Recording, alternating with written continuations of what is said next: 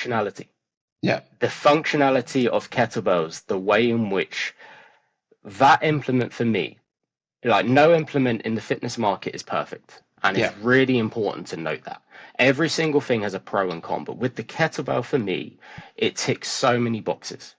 And the movements that you can do with it are very simple to learn.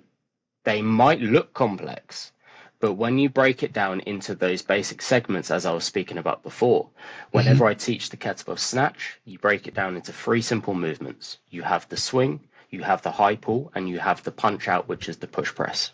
Okay. 3 basic movements. You drill those 3 movements, then you develop into a complex exercise. Throughout my career within rugby, we often focused on the big 3. So the squat, the bench, the deadlift. And what often happened, I noticed, was injuries would occur frequently. And for a very long time, I often thought about rotation within exercise, but I never truly explored it back then because I wasn't coaching mindset back then. It was just, oh, maybe that might work, but I won't go into it.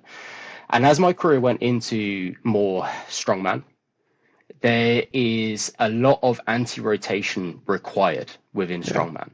And this is where I started to look into kettlebells a little bit further because Andy Bolton, who is the first man to ever deadlift 1,000 pounds in a powerlifting competition, I read his training manual, and within that it was discussing how kettlebell swings are one of the foundational movements of his training.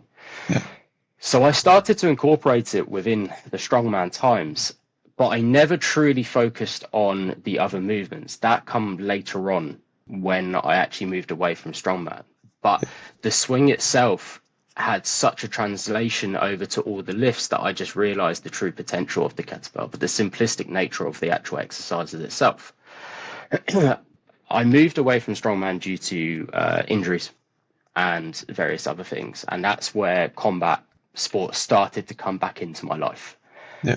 That's where everything opened in regards to kettlebell training and the true potential.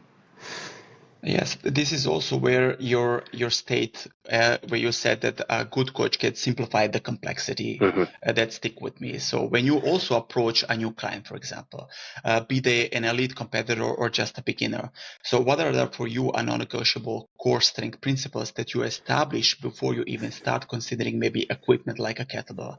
So how do you make that complicated fundamentals accessible for the rookies, for example? Yeah, perfect. I'm first and foremost the squat. The bodyweight squat, I need to be able to see a decent range of